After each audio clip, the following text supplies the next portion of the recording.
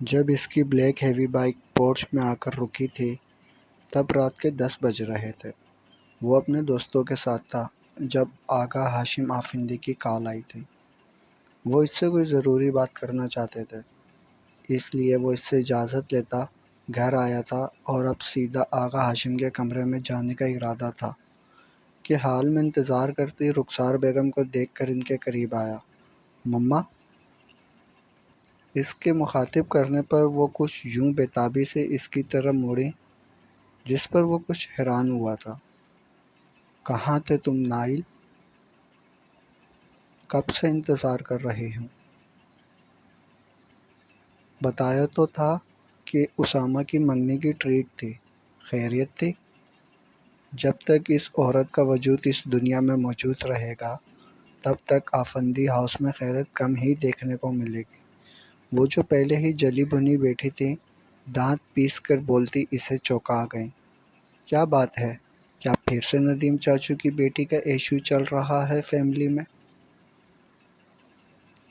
وہ جانتا تھا آج سے 5 سال پہلے بھی اس گھر میں ندیم چاچو کی بیٹی کا معاملہ کافی ہلچل کا باعث بنا تھا، مگر تب آغا ہاشم کے ہر حربے کو ناکام بناتے ہوئے ہیرا بیگم نے اسے لندن بھیج دیا تھا اور کہا تھا کہ اپنی تعلیم مکمل کر کے وہ اپنی ذات کا فیصلہ خود ہی کرے گی، جس سے سب ہی نے جان چھوٹ جانے پر شکر ادا کیا تھا۔ اور حاشر جو اپنی کلاس فیلو اور آغا شان کی رشتے میں نواسی لگتی تھی، اس سے شادی کر کے جیسے خود کو آزاد کروایا تھا۔ ہاں، وہی ناگن کی بیٹی اس گھر میں آنا چاہتی ہے، جیسے اس کی ماں نے کیا ویسے ہی اب وہ میری بہن کے لیے عذاب بن کر ہم سب کے سینے جلائے گی۔ حوصلہ بہو، اسے یہیں پکڑے بیٹھ گئی ہو۔ آغا ہاشم کی آواز پر رخسار بیگم ان پر ایک ناراضگی کی نظر ڈال کر رخ موڑ گئیں، جس پر نائل نے سوالیہ انداز سے آغا ہاشم کی طرف دیکھا، جنہوں نے اسے کمرے میں آنے کا اشارہ کرتے ہوئے رخسار بیگم کو مخاطب کیا۔ میرے اور نائل کے لیے چائے بھجوا دینا، وہ بھی آدھے گھنٹے بعد، کیونکہ مجھے اپنے پوتے سے کوئی ضروری بات کرنی ہے۔ وہ کہتے ہوئے کمرے کی طرف چلے گئے، جبکہ نائل بھی اپنی ماں پر ایک نظر ڈالتا کچھ کشمکش کا شکار ہوتا ان کے پیچھے چل دیا، جبکہ رخسار بیگم کڑ کر رہ گئیں۔ کیا بات ہے؟ معاملہ کچھ پیچیدہ سا لگ رہا ہے آغا جان۔ وہ کیسے؟ انہوں نے اپنی نشست سنبھالتے ہوئے اسے بھی بیٹھنے کا اشارہ کیا۔ آپ کے لاڈلے بیٹے کی لاڈلی بیوی، آپ کی لاڈلی بھتیجی بیٹی سے بہو بن گئی۔ وہ کچھ دیر پہلے کے ان کے طرز مخاطب کے بارے میں بولا، جس پر وہ مسکرائے۔ برخودار، ہم بھی آغا جان سے چچا جان کی سیڑھی پر آ گئے ہیں۔ اوہ، مطلب کہ کچھ دن اب میری کوئی شکایت آپ تک نہیں آئے گی۔ نائس۔ وہ ایزی ہو کر بیٹھا تھا، جس پر آغا ہاشم نے اسے گھور کر دیکھا تھا، کیونکہ رخسار بیگم اکثر گھر لیٹ آنے پر آغا ہاشم سے کال کرواتی رہتی تھی، جس پر وہ اپنے دوستوں کے ساتھ کئی پلان کینسل کر کے گھر آنے کی وجہ سے نالے رہتا تھا۔ زیادہ مت پھیلو، اپنی مما سے میری صلح کروانا اب تمہارا کام ہے، کیونکہ ہو سکتا ہے اگر تم میری بات مانو تو وہ تم سے بھی ناراض ہو جائیں۔ کون سی بات؟ وہ سنجیدہ ہوا۔ میں نے فاضیہ ندیم سے رابطہ کیا ہے اور وہ میری شرط مان کر اس گھر میں آنے کو راضی ہے۔ آغا ہاشم نے کہتے ہوئے اس کی طرف دیکھا جو کہ پوری طرح ان کی طرف متوجہ تھا۔ اور میں چاہتا ہوں کہ اس گھر میں وہ ندیم کی بیٹی کے بجائے تمہاری بیوی بن کر آئے۔ بات اتنی آسان نہ تھی جتنی انہوں نے کر دی تھی، اور بات مکمل کر کے انہوں نے اس کے چہرے کے اتار چڑھاؤ نوٹ کرنے شروع کر دیے تھے، جو شاید نہیں یقیناً اس کی بات پر شتدر ہوا تھا، اور پھر جیسے کچھ سنبھل کر ان کی طرف دیکھنے لگا۔ آپ نے یقیناً یہ فیصلہ کچھ سوچ سمجھ کر کیا ہوگا، اور اس فیصلے کے پیچھے چھپے محرکات بھی اچھے سے سمجھتا ہوں، کیونکہ تقریباً آج سے 5 سال پہلے بھی کچھ ایسے ہی حالات اور واقعات میری آنکھوں کے سامنے سے گزرے ہیں۔ مگر آغا جان، میں کیوں؟ وہ کچھ پل کو رکا۔ آپ جانتے ہیں کہ میرا MBA کا لاسٹ سیمسٹر چل رہا ہے۔ میں ابھی ان ذمہ داریوں میں ہرگز نہیں پڑنا چاہتا، اور خاص کر کے اس محاذ پر لڑ کر تو میں کبھی بھی جیت نہیں سکوں گا، کیونکہ آگے میری ماں ہے، اور آپ مجھ سے بہتر جانتے ہیں مما کو کہ انہوں نے ان 25 سالوں میں اگر سب سے زیادہ نفرت کی ہے تو وہ اس عورت اور اس کی بیٹی سے۔ اور آپ کہہ رہے ہیں کہ میں ایک نئی جنگ چھیڑ دوں؟ ہرگز نہیں۔ آپ کو میں کوئی ڈکٹیشن تو نہیں دے سکتا۔ ہاں، مشورہ ضرور دوں گا کہ آپ اس لڑکی کے لیے نائل آفندی کیا بلکہ آفندی ہاؤس کے کسی بھی لڑکے کے بارے میں نہ سوچیں، بلکہ اسے کہیں اور بیاہ دیں۔ وہ سکون سے اپنی بات مکمل کرتا، آخر میں تجویز دیتا، ان کی گھوریوں کی طرف دیکھتا، کندھے اچکا گیا، جیسے کہہ رہا ہو کہ میرا کیا قصور۔ آغا ہاشم نے اپنے لاڈلے پوتے کی بات پر نامتفق ہوتے ہوئے سر نفی میں ہلایا تھا۔ تم نے جو کہا بے شک درست ہے، مگر تم نے پوچھا نہ کہ اس بار تم کیوں؟ تم جانتے ہو کہ حاشر کی سنجیدگی اور بردباری سے میں نے فیصلہ کیا تھا، مگر تب وہ عورت نہیں مانی تھی، مگر اب فاضیہ اس بات پر رضامند ہے۔ معذرت، مگر آپ کو نہیں لگتا کہ اب مان جانے کے پیچھے وجہ کچھ اور ہے؟ ہاں جانتا ہوں میں۔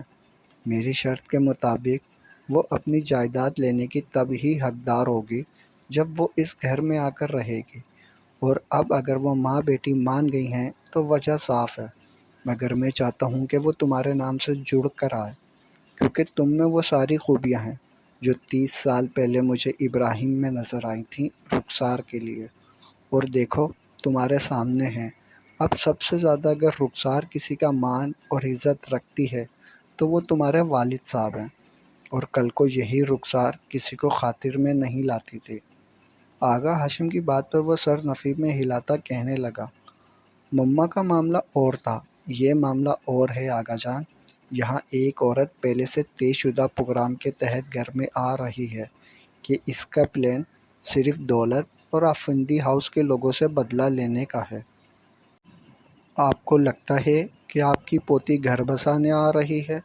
وہ صرف ہم سب کو ایک سبق سکھانے کی چاہت میں آ رہی ہے، تاکہ وہ اپنا مقصد حاصل کر کے اس گھر سے رفو چکر ہو سکے، اور آپ مجھ سے یہ توقع لیے بیٹھے ہیں کہ میں اپنے بابا کی طرح اس کو پیار اور نرمی سے ہینڈل کروں، کہ اپنے دل سے لالچ اور فراڈ پن نکال کر ہمارے ساتھ ہنسی خوشی رہو۔ واو! وہ آخر میں طنزیہ مسکرایا تھا۔ آغا ہاشم نے گھورا جیسے اس کی مسکراہٹ پسند نہ آئی ہو۔ ان باتوں کو میں بہت اچھی طرح جانتا ہوں ناہل، تم میرے پوتے بھی ہو اور دوست بھی، اس لیے میں تم سے کھل کر بات کرنا چاہتا ہوں اور تمہیں ہر طرح کے آزادانہ فیصلے کا اختیار دیتا ہوں۔ مطلب؟ وہ سمجھا نہ تھا۔ مطلب یہ کہ تمہارا آغا جان صرف تم سے اتنی مدد چاہتا ہے کہ تم 3 ماہ تک صبر اور تحمل سے میرے فیصلے کو برداشت کر لو، اس کے بعد تم آزاد ہوگے، چاہے تو اسے چھوڑ دینا، چاہے تو دوسری شادی کر لینا، بعد میں تمہاری مرضی اور چاہت کی اہمیت ہوگی۔ تم ایک دفعہ میری مان کے مجھے ندیم سے کیے گئے وعدے کو پورا کرنے دو کہ میں اس کی اولاد کو اس گھر میں لایا بھی اور اسے اس کا حق بھی دیا، اور مجھے اپنے پوتوں اور نواسوں میں سب سے زیادہ عزیز تم ہو، اور میں تمہیں ہی اس مشکل فیصلے کی پاسداری کے لائق سمجھتا ہوں، ورنہ تمہیں لگتا ہے کہ عامر اور عیسیٰ سے میں یہ نہیں کروا سکتا تھا، یا ان کی ماؤں سے میں ڈرتا تھا؟ میں تم اچھی طرح جانتے ہو اس معاملے میں بس تمہاری ماں سے ڈرتا ہوں۔ آخر میں وہ شرارتی لہجے میں بولتے جیسے ماحول کی سنجیدگی کو کم کرنا چاہتے تھے، اور یہ کوشش ان کی کامیاب رہی تھی۔ نائل بے اختیار مسکرایا تھا۔ پھر بھی آپ ان کے بیٹے کو قربان کرنا چاہ رہے ہیں، مگر میں مما کو ناراض کر کے کیسے؟ وہ ابھی بھی تذبذب کا شکار تھا۔ اسے منانا تمہارے والد کا کام ہے، بلکہ کچھ تو وہ رضامند کر بھی چکا ہے، مگر باقی فیصلہ تمہارے ہاتھ میں ہے۔ اور اگر میں انکار کر دوں تو؟ اس نے جیسے ان کے تاثرات جانچنے کے لیے بات ادھوری چھوڑ کر ان کی طرف دیکھا تھا، جو بڑی آس اور امید سے اس کی طرف دیکھ رہے تھے۔ زبردستی تو ہرگز نہیں کروں گا۔ ہاں، عاجزی سے درخواست ہی کر سکتا ہوں کہ تمہیں اپنے دادا جان کے اس فیصلے پر ان کا ساتھ دینا چاہیے، کیونکہ میں نے آج تک ہر فیصلے میں تمہارا ساتھ دیا تھا، چاہے وہ علیشا سے منگنی نہ کرنے کا تھا۔ وہ کچھ جتاتے ہوئے جیسے کچھ یاد کروانا چاہ رہے تھے۔ ناہل ابراہیم ان کی چالاکی پر ہنس دیا تو آغا ہاشم نے اس کی خوبصورت ہنسی کی دل ہی دل میں نظر اتاری تھی۔ اس میں کوئی شک نہیں تھا کہ آفندی ہاؤس کیا، پورے خاندان میں بھی اگر کسی کو خوبصورتی اور ڈیشنگ پرسنالٹی کا ٹائٹل دیا جاتا تو وہ ناہل ابراہیم ہی تھا، جس نے خوبصورت نین و نقش اپنے بابا ابراہیم کے چرائے تھے، اور بائیں گال میں پڑتا ڈمپل اپنی مما کے رخسار سے، جو اس کے چہرے کی خوبصورتی میں اضافہ کیے ہوئے تھا۔ یونیورسٹی میں بھی وہ اپنے شاہانہ رکھ رکھاؤ اور خوبصورتی کی وجہ سے پرنس چارمنگ کے نام پہ مشہور تھا۔ اس لیے تو رخسار کی بھتیجی اور ناہل کی کلاس فیلو علیشا اس پر دل و جان سے فدا تھی، اور ناہل اگر اسے پسند نہیں کرتا تھا تو ناپسند بھی نہیں کرتا تھا، مگر ابھی وہ شادی کے بارے میں سوچنا بھی نہیں چاہتا تھا۔ اس لیے رخسار بیگم کے پرزور اصرار کے باوجود اس نے منگنی کیا بات پکی کرنے سے بھی منع کر دیا تھا کہ وہ 5 سال کے بعد فیصلہ کرے گا کہ اسے علیشا سے شادی کرنی ہے یا کسی اور سے، اور اس فیصلے پر آغا ہاشم نے اس کا ساتھ دیا تھا، ورنہ تو رخسار بیگم کی جذباتی بلیک میلنگ سے وہ تک ہار گیا تھا۔ اور اب مجھے سمجھ آیا کہ آپ نے 1 سال پہلے میرا ساتھ کیوں دیا تھا، آپ یہی سوچ کے بیٹھے تھے نا؟ اس کے درست اندازے پر آغا ہاشم نے اپنی مسکراہٹ چھپانے کی ناکام کوشش کی تھی۔ یقین مانو علیشا بیٹی کا تمہارے ساتھ جوڑ بنتا نہیں تھا۔ آغا ہاشم کا آزاد خیال لڑکیاں پسند نہ تھی جسے آپ لانا چاہ رہے ہیں۔ آپ کو لگتا ہے کہ اس کا جوڑ میرے ساتھ بنتا ہے؟ میرے خیال میں وہ مجھ سے 2 سال بڑی بھی ہے اور کافی چالاک بھی، ایویں تو لندن آتے ہی اتنا بڑا فیصلہ کر لیا۔ اس نے بھی جتانا مناسب سمجھا۔ کہہ سکتے ہو، مگر مجھے اپنے خون پر یقین ہے وہ اپنی ماں کی باتوں میں آئی ہوگی، مگر جب اسے ہم سے ساری حقیقت پتہ چلے گی تو وہ یقیناً اپنی ماں کا ساتھ چھوڑ دے گی۔ ان کو جیسے اس بات پر بہت یقین تھا۔ ناہل گہرا سانس بھر کر رہ گیا۔ وہ اس فیصلے کے حق میں ہرگز نہ تھا، مگر آغا جان کی اس کی ذات سے لگائی گئی امید اور یقین پر جیسے شیشو پنج میں پڑ گیا تھا۔ وہ جانتا تھا کہ آغا ہاشم اس پر کبھی زبردستی نہیں کریں گے، مگر ان کا اس پر کیا گیا اعتماد بھی وہ توڑنا نہیں چاہتا تھا، اور نہ ان کا دل اس لیے کھڑا ہو گیا۔ میں نے اس لڑکی کو نہیں دیکھا، نہ اس کے بارے میں کچھ جانتا ہوں، بس اتنا کہ وہ جس عورت کی بیٹی ہے، اس عورت سے ہم ہر گھٹیا پن کی امید لگا سکتے ہیں، تو اس کی بیٹی میں ماں کی کون کون سی خوبیاں چھپی ہیں یہ کوئی بھی نہیں جانتا تھا۔ پھر بھی اگر آپ کو یہ لگتا ہے کہ آپ اسے گھر میں لا کر میرا نام اس کے نام کے ساتھ جوڑ کر اپنے بیٹے سے کیا گیا وعدہ نبھانا چاہتے ہیں تو مجھے کوئی اعتراض نہیں ہے۔ اس کی بات نے جہاں آغا ہاشم کو خوشی سے نوازا تھا، وہیں ان کی ساری باتیں سنتی رخسار بیگم کے سینے میں آگ لگا گئی تھی۔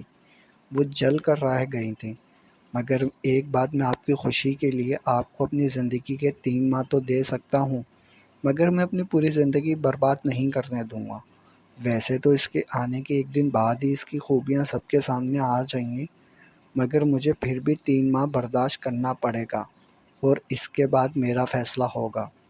کہہ کر وہ ان سے اجازت لیتا وہاں سے نکلتا چلا گیا، جبکہ دروازے کے پیچھے سے ہٹتی رخسار بیگم نے چائے کے کپ اپنے پیچھے آتی راحلہ بیگم کو دیے اور خود ناہل کے پیچھے چل دیں۔ یہ کیا فیصلہ کر آئے ہو تم ناہل؟ ابھی وہ کمرے میں آیا تھا کہ رخسار بیگم کڑے تیوروں کے ساتھ اس پر چڑھ دوڑی۔ وہ گہرا سانس بھرتا ان کی طرف پلٹا۔ مما پلیز تحمل سے میری بات سن لیجیے، پھر جو مرضی کہہ لیں۔ سن چکی ہوں تمہاری ہر بات، آخر تم کیسے ان کی بات مان سکتے ہو؟ وہ آغا جان ہے مما۔ جانتی ہوں، مگر اس وقت وہ صرف اپنی پوتی کے آغا جان بنے ہوئے ہیں۔ ارے وہ کیسے اس خرافہ کی بیٹی کو ہمارے گھر میں میری بہو کے طور پر لا سکتے ہیں؟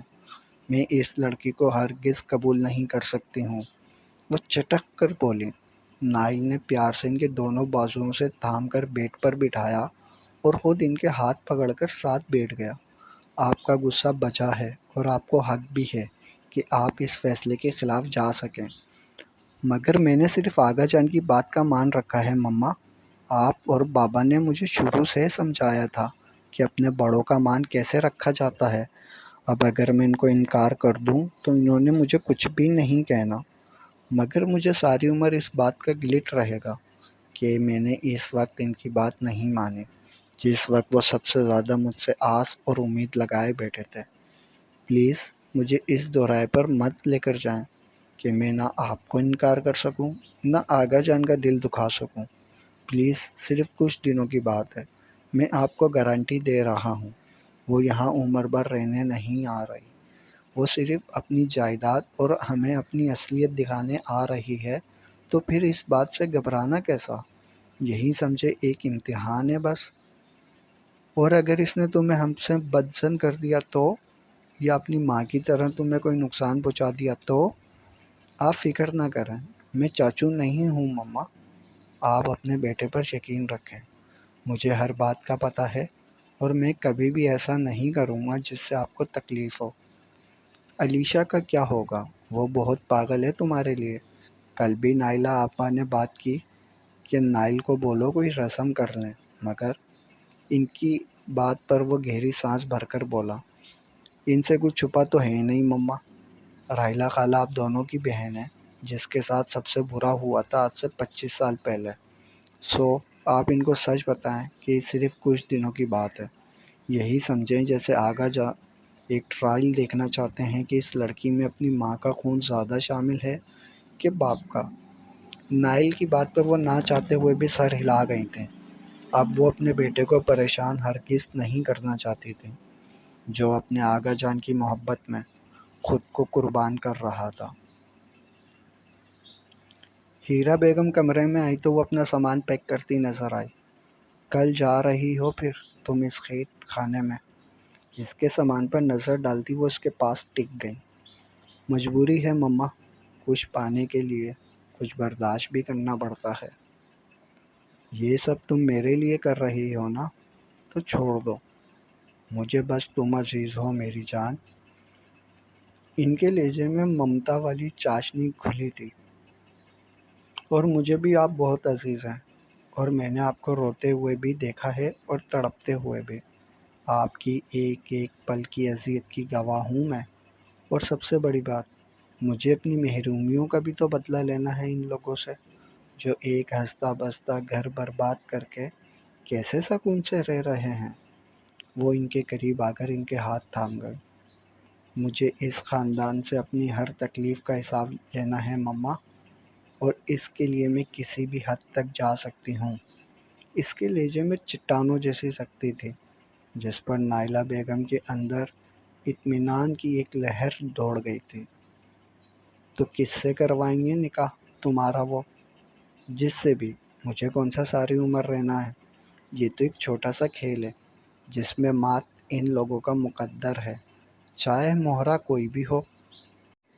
مگر پھر بھی پتہ تو لگے، یہ نہ ہو کوئی ایسا ہو جو تمہاری مرضی کی پرواہ کیے بغیر تمہارے ساتھ کوئی زبردستی کرے۔ نائلہ بیگم کی بات میں جو ڈر اور مفہوم چھپا تھا، اس کو وہ نہ صرف سمجھ چکی تھی بلکہ بہت کچھ سوچ بھی چکی تھی۔ اس کی آپ فکر نہ کریں، میں اتنی آسانی سے کسی کو میسر ہونے والی نہیں ہوں۔ آنے والے وقت کی ہر چال سے باخبر بھی ہوں اور ہر طوفان سے نمٹنے کا حل بھی ہے۔ مجھے اب لگ رہا ہے کہ فاضیہ، تم اپنی مما سے زیادہ بہادر ہو۔ نائلہ بیگم کی آنکھوں میں اس کے لیے ستائش تھی۔ وہ مسکرا دی۔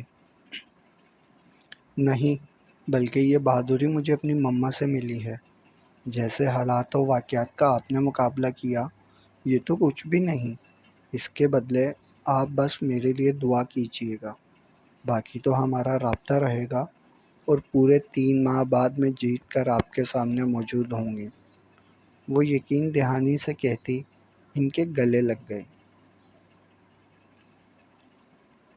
آفندی ہاؤس میں اس وقت آغا ہاشم کی سرپرستی میں ان کے 3 بیٹوں کی فیملی رہائش پذیر تھی، جس میں سب سے بڑے سلیم آفندی اپنی بیگم تنزیلہ، 2 بیٹے حاشر، عامر اور 2 بیٹیوں سمرا اور ہمرا کے ساتھ اوپر والے پورشن میں، جبکہ ابراہیم آفندی اپنی بیگم رخسار اور اکلوتے بیٹے نائل آفندی کے ساتھ نیچے والے پورشن میں رہتے تھے، جبکہ سب سے چھوٹے بیٹے ندیم آفندی، جو آج سے 8 سال پہلے وفات پا چکے تھے، ان کی بیگم راحلہ اور ایک بیٹا سعد اور ایک بیٹی ہادیہ کے ساتھ ان کے پورشن میں ہی رہتے تھے۔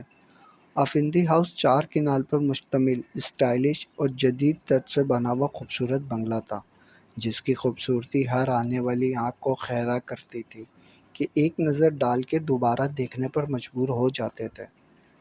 اپنی گاڑی سے نکلتی وہ بھی اس گھر کی خوبصورتی اور پورچ کے ساتھ بنے کشادہ لان کو دیکھتی اندر ہال کی طرف بڑھی، جہاں آغا ہاشم اسی کے انتظار میں کھڑے تھے، اور ان کے ساتھ اور بھی ان دیکھے چہرے، جن پر واضح رقم تھا کہ وہ اس کی تشریف آوری پہ خوش نہ تھے۔